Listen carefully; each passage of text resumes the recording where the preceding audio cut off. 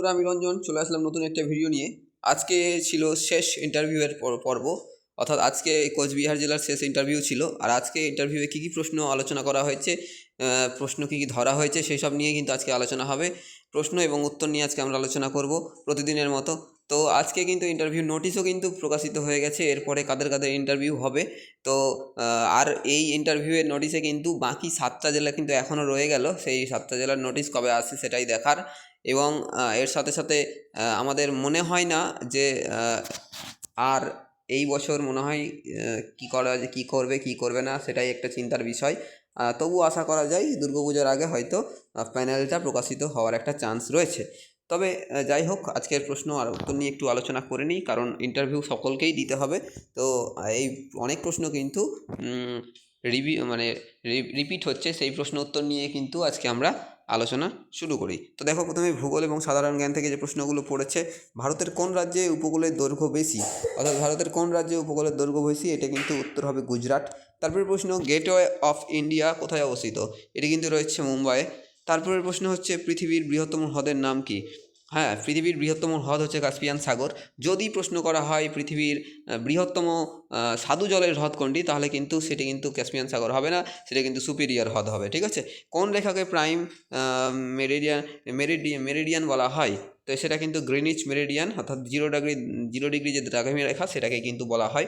তারপরে প্রশ্ন, সূর্য কোন গ্রহমণ্ডলের কেন্দ্র? আচ্ছা, সূর্য তো সৌরজগতের কেন্দ্র, এটা সকলেই জানি আমরা। তারপরে ইতিহাস ও অর্থনীতি থেকে যেগুলো প্রশ্ন করা হয়েছিল সেগুলো কিন্তু আমরা আলোচনা করব এখন। নাবার্ড কত সালে সংগঠিত বা প্রতিষ্ঠিত হয়েছিল? এটার উত্তর হবে 1982 সালে। তারপরে প্রশ্ন, দাস বংশের প্রতিষ্ঠাতা কে? এটা কিন্তু অনেকবার রিপিট হয়েছে এই প্রশ্নটা। দাস বংশের প্রতিষ্ঠাতা হচ্ছে কুতুবউদ্দিন আইবক, এটা কিন্তু বারবার রিপিট হচ্ছে। তারপরে প্রশ্ন, বাংলা এবং সাহিত্য থেকে গোপাল চরিত্রের স্রষ্টা কে? গোপাল চরিত্রের স্রষ্টা হচ্ছে কিন্তু সুকুমার রায়। তারপরে প্রশ্ন করেছে, টেনিদা চরিত্রের স্রষ্টা কে? টেনিদা যে চরিত্রটি রয়েছে সেটির স্রষ্টা কিন্তু নারায়ণ গঙ্গোপাধ্যায়। তারপরে হাদাবোদা চরিত্রের স্রষ্টা কে?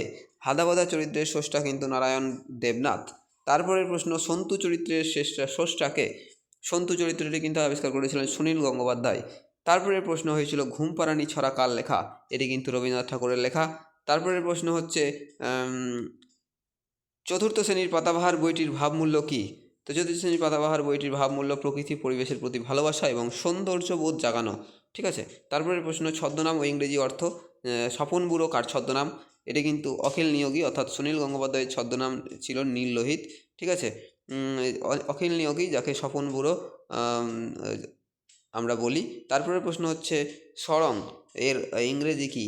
সরং অথবা স্বরের ইংরেজি হচ্ছে অ্যারো বা তীর। ঠিক আছে। এই 15টা প্রশ্ন আমরা কিন্তু আজকে জোগাড় করতে পেরেছিলাম। আরও কিছু কিছু প্রশ্ন আছে যেগুলো নিয়ে আজকে রাত্রে আলোচনা হবে, রাত্রে ভিডিও নিয়ে আসবো। আপাতত এই প্রশ্নগুলো তোমরা দেখো এবং প্রত্যেকে নোট করে রাখো। আর এই পিডিএফটি কিন্তু নিতে চাইলে আমার টেলিগ্রাম চ্যানেলে যুক্ত হয়ে যাও, সেখানে পিডিএফটি দেওয়া হবে। গতকালের পিডিএফটি আজকে সেখানে আপলোড করা হবে। আর যতগুলো পিডিএফ আছে তোমরা ডাউনলোড করে নাও, সেগুলো কিন্তু তোমরা নোট করে বা প্রিন্ট আউট করে তোমরা কিন্তু রিভিশন বা পড়াশোনা চালাতে পারো, কারণ তোমাদের সামনে প্রত্যেকেরই ইন্টারভিউ হবে, ডেট তোমরা পেয়ে গেছো।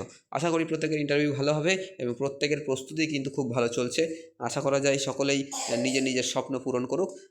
আজকের মতো ভিডিও এখানে শেষ করছি, দেখা হবে নেক্সট কোনো ভিডিওতে। ততক্ষণের জন্য সুস্থ থেকো, ভালো থেকো।